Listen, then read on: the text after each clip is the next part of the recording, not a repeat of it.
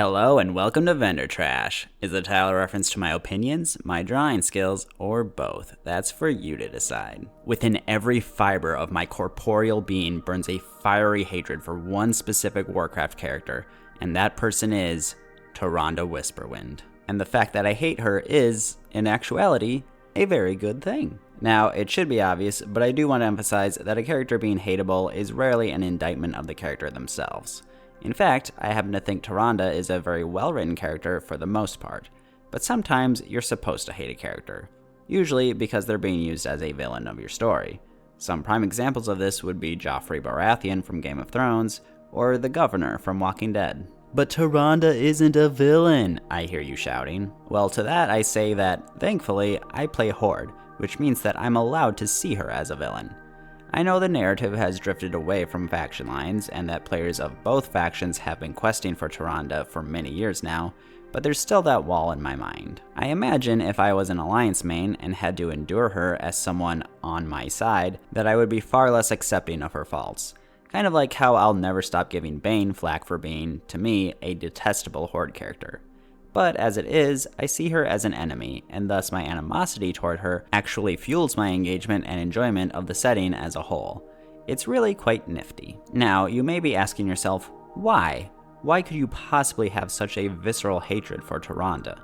Well, I'm very glad you asked, because I have a multitude of reasons that I'll be covering in this video. But a quick summary would be that she is Warcraft's ultimate Karen, we've been overexposed to her, and I main a Nightborn. And a few miscellaneous reasons. But before I go further, I just want to disclaim that this video will contain a lot of me slinging mud at this character. I'm reining myself in a little bit, but otherwise being pretty self-indulgent here. If you like Tyrande, you may not want to proceed. And I'm not saying you're wrong for liking her either. Different strokes for different blokes. But I sure as heck don't like her, and I'm not going to pretend otherwise. So for starters, and definitely the greatest point against her, is that no other character in Warcraft comes anywhere close to being as much of a Karen as she does. And that's the last time I'm going to use the term because I feel bad for everyone who actually has that name. But you all know what is meant by it. Someone who is entitled, ornery, and just generally evokes "I'd like to speak to your manager" energy. And we get this from the very moment we're introduced to her in Warcraft 3. She spots the human and orc camps in Ashenvale and immediately decides to attack them. Granted, she's not being that unreasonable at this point, as all she knows is that the orcs were responsible for Cenarius' death. But later, once Malfurion is awoken and observes the orcs and humans fighting against the Legion, he ponders if they could be allies, and her response is, "They are mongrels and nothing more. They are responsible for Cenarius' death. I will be damned before I stand with them." Later, while attempting to awaken the Druids of the Claw from their barrow dens, the two come across Illidan's prison. Malfurion forbids her from freeing him, which, isn't the best reflection of his character, but her response is that, "Only the goddess may forbid me anything. I will free Illidan whether you like it or not." And she does exactly that, killing all of the wardens put in place to keep watch over him. Now, I am a fan of Illidan, but there's no denying here that Tyrande does what she wants to do, and anybody that doesn't agree with her just has to deal with it. She behaves mostly reasonably for a while hereafter, even recognizing the value of the other races. She and Maiev butt heads over the fact that Tyrande killed Maev's wardens. I'm not gonna lie, Maev's actions are anything but selfless in the Frozen Throne. She's hyper-fixated on capturing Illidan and doesn't care to invest any resources into saving Tyrande, even lying to Malfurion that she was dead to keep him focused on the hunt. But also, that makes Maiev a more interesting and likable character, to me at least. The Frozen Throne also features one of the most interesting moments for Tyrande's character, in my opinion. Coming across Kael'thas and his struggling blood elves in the land of Lordaeron, Tyrande volunteers to escort them to their destination, albeit with the implication that they should return the favor afterward. This mission is often cited as proof of Tyrande's understanding and generosity toward the other elven races, that she's not as heavily bound by the disdain for arcane magic usage that night elves tend to have as a result of the Sundering, and that any cases of her acting contrary to this in the future are her acting out of character. But to me, this mission always felt like her acting out of character, and was the clear outlier. Besides, even here, her actions were not entirely altruistic. Either way, I do still love this mission, since it concludes with Tyrande using Starfall while holding off the undead. but she's standing on her bridge, so it winds up being destroyed beneath her and she crashes into the river. It just always felt very Looney Tunes to me and made Tyrande look kind of stupid. Like most faction leaders, Tyrande sort of sits on the back burner for much of WoW's early expansions. She had some minor activity during Cataclysm, but notably in the middle of Mists of Pandaria, we got the A Little Patience scenario where she and Varian are attacking Horde forces at the Temple of the Red Crane. She wants to act quickly and decisively, while Varian wants to be more cautious, and he is ultimately proven right in his approach. I know that there are lots of players that hate this scenario for how it depicts her. Surely a millennia-old war general would know better, right? Well, no. It is absolutely in line with Tyrande's character that she would want to rush in first, vanquishing her enemies, and contemplate the sensibility of it all later. She does help assault the front gate during the Siege of Orgrimmar, though insists she's not here to help Vol'jin's forces, but to protect Kalimdor. In the War Crimes novel, she serves as Garrosh's accuser, and look, I know it was a role assigned to her and that Garrosh had a lot to face justice for, but I find this all on its own very funny. Of course, she would be the prosecution. It's the perfect job for her. She gets to be on the attack and tell someone how awful she thinks they are. She generally seemed to be winning the trial, though that says more about Garrosh than anything. She repeatedly spoke out of line and used some strange tactics, such as trying to get Alex Straza to condemn Garrosh's Dragonmaw supporters. Legion did absolutely nothing to improve my view of her either. There was the infamous quest chain, which didn't really highlight her entitled nature, but did make her look kind of stupid for buying into Xavius's impersonations. She also played a significant part in the Insurrection campaign, but I'll get to that with my last point. After the Antorus raid, Illidan has us deliver messages that he recorded. One to the player, one to his brother, and one to Tyrande. In this message, Illidan is kind and states that she embodied the best of Azeroth, Tyrande. Your faith, your devotion. Through the darkest times, my belief in you never wavered. My fate, my duty, are now clear to me. I leave Azeroth's defense to you, and to my brother. Take care of him, Tyrande. Though at times I wished your heart had made a different choice, in the end, I know it made the right one. Truly Illidan pouring his heart out, praising her, and admitting that she was right to choose Malfurion. And Tyrande's response? Contrite words, yet I must wonder whether he truly meant them. Lady, dude just volunteered to be Sargeras' warden and bared his soul to you, and you don't have one nice thing to say to him? What a stuck-up. But then we get to BFA, and where do I even begin here? First of all, she spends almost all of the War of Thorns tending to the Night Elf refugees in Stormwind instead of fighting alongside Malfurion and the rest of the army, because the refugees needed to know that someone is there waiting for them. It seriously did not take much convincing. I don't know, like this isn't purely on Tyrande, but I think having her on the battlefield would have been a lot more productive. Believe me, your presence is not the reassuring warmth that you think it is. Anyway, she does eventually make her way to Darkshore, and we have the whole incident with Sourfang. Tyrande was able to locate Malfurion quickly due to Elune shining a light on him. The two return to Stormwind, and the burning happens. Skip forward a bit, and we have the Night Warrior stuff, where Tyrande uses a forbidden ancient ritual fueled by an orc's severed head to become the Night Warrior, stating that she would only continue serving Elune if she were granted justice. And this is seriously the most entitled thing Tyrande has ever done. Like, Elune did help you when you came to rescue Malfurion. She did help the Night Elves by sparing them pain during the burning. Granted, she also let it happen in an attempt to help her sister, the Winter Queen, but nobody knew this at the time. So how do you, someone who made the decision not to actively fight for so long, get pissy enough to give an ultimatum to your own goddess?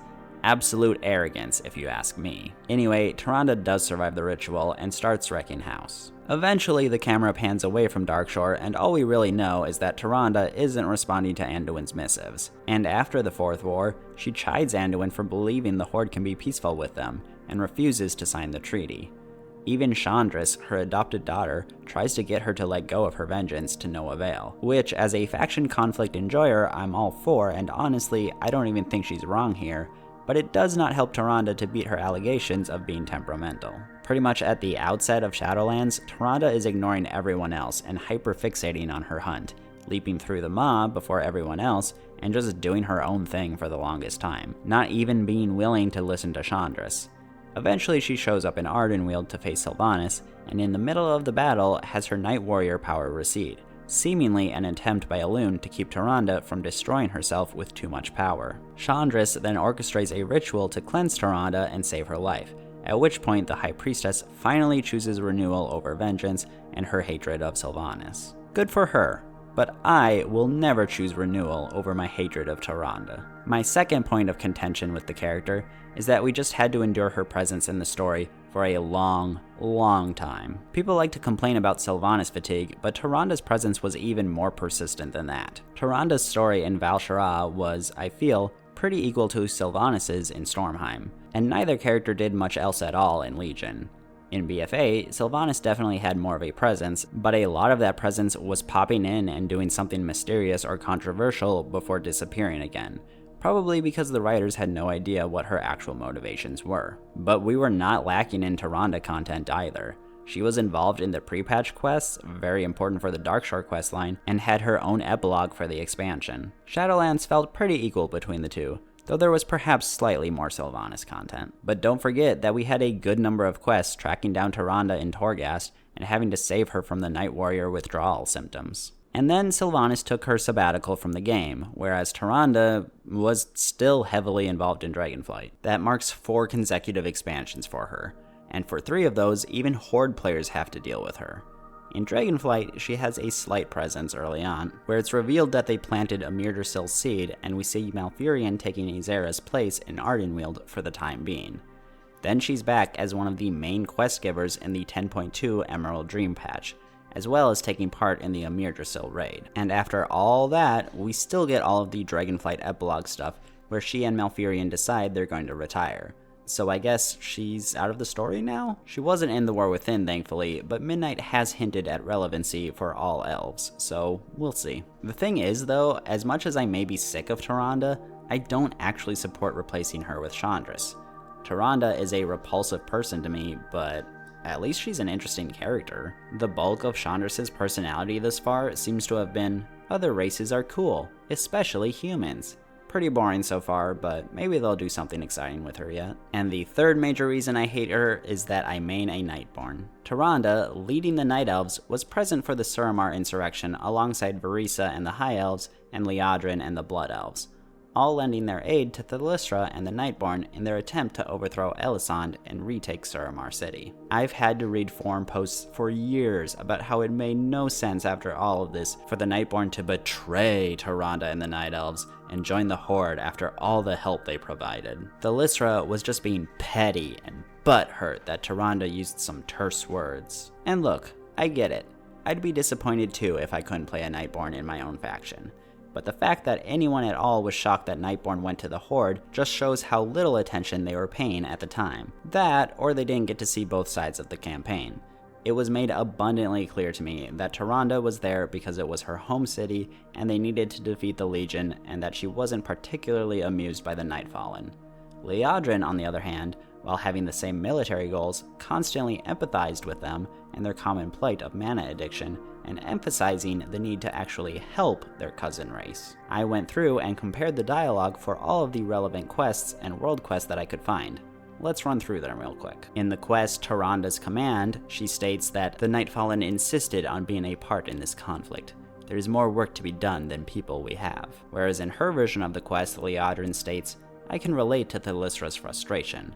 I remember when I launched my first offensive. I swear I didn't eat or sleep for a week. In the quest, Take Me to Your Leader, Tyrande states, when I let you take the Tears of Elune, I assumed the next time we would see each other would be at the final battle with the Legion. I did not expect to see you in the company of mana addicts at the footsteps of the city of my birth. Speak quickly.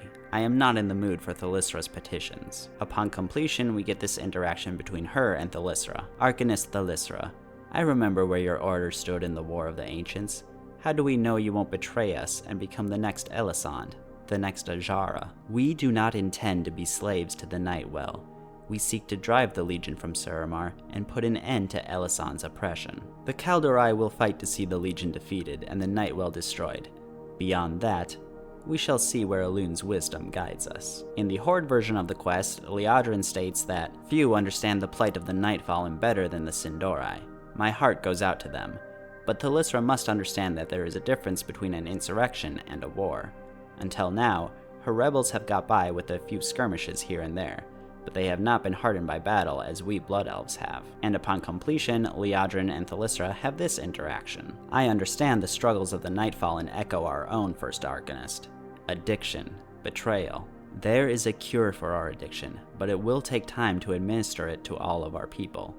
First we must depose Elisand and cleanse Suramar of the Legion's filth. Cleanse it we shall. The Sindori bring righteous fury upon our enemies, and the Shaldorai are stronger than you expect. When the time comes, we will fight beside you. After the raid in the quest Fate of the Nightborn, we get this commentary from Tyrande. The Nightwell is no more.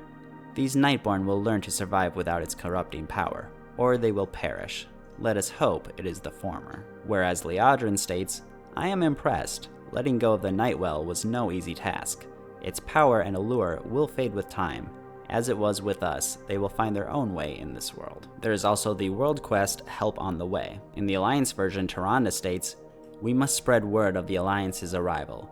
Post notice throughout the city that the reign of the Grand Magistrix will soon be ended. Inspire the Shaldorai to resist. And upon completion, she adds, the more Shaldorai that take up the fight, the fewer of my people will be lost in the liberation of Suramar. In the Horde version, Liadrin states, Suramar's citizens must be told of the arrival of the Horde. Post bulletins throughout the city. Let the oppressed know that help is on the way. And upon completion, she adds, the Shaldorai must be shown that there is a future beyond this chaos. We must reach as many as we can. Gee, I wonder which faction I would feel more inclined to want to tether my people to.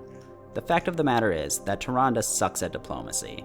She's pretty terrible at ever biting her tongue, or even taking others' points of view, which I'm grateful for. But from a pseudo-RP perspective, of course I'm going to have beef with this person, who seems to hold little but contempt and derision for my people. So those are the big three reasons, but there are some miscellaneous things about Tyrande that make me loathe her as well. I absolutely cannot, for the life of me, fathom why Illidan was so hung up on her.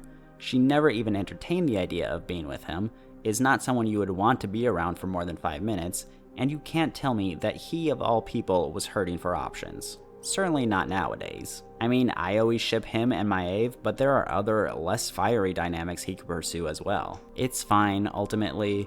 Everyone needs some flaws, and Illidan's is that he's obsessed with this dumpster fire of a person. I also hate that she got to kill Nathanos and didn't even seem to struggle that much. I mean, I accept that she's higher up on the power scale, so she was always going to win a 1v1, but I don't have to cheer for her while she does it. I absolutely detest that at the end of Shadowlands, she got to determine Sylvanas' punishment. Perhaps she was the most fitting character to do so, but few things have boiled my blood more than Sylv, one of my favorite characters, having to be all penitent and subdued while this harpy balked at her. No, I wanted Sylvanas to punch Tyrande in the throat and flip her off before doing a backflip into the maw. I also think she's a terrible person because after the burning of Teldrassil, she took it upon herself to name the last night elf that escaped, an infant orphan girl, without even bothering to check if said girl had some extended family that might know the baby's actual name, or at least want the honor of naming the girl. And to make things worse, the name she landed on was Fennel. Fennel!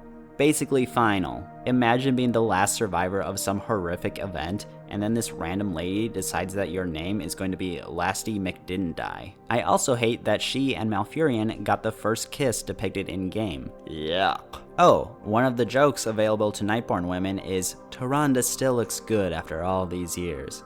Know if she's seen anyone.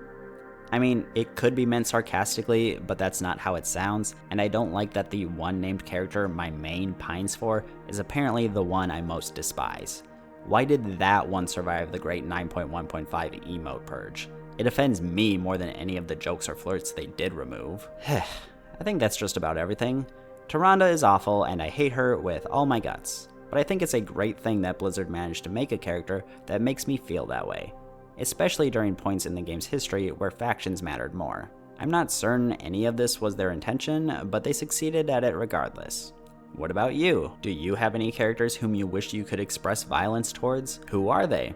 I hear Nathanos is pretty, popular for that position. And again, sorry for being so vitriolic in this video, but it's all in good fun, I assure you. For this week's drawing, I had to go with Tyrande, and tempting though it was to just make her as ugly as possible, I tried to be fair to her character. I found that the outfit for her HOTS model was actually one of her better ones, so I wound up depicting something that's a cross between that and her BFA design. I also drew her lightsaber, Ashala, and I drew them in Darnassus because she should have stayed there and burned to death. I mean, because Darnassus is the Night Elven capital, and she's the Night Elven racial leader. So, you know, it fits. Yeah, that's everything. Thank you for watching, and I will catch you next week. Bye-bye!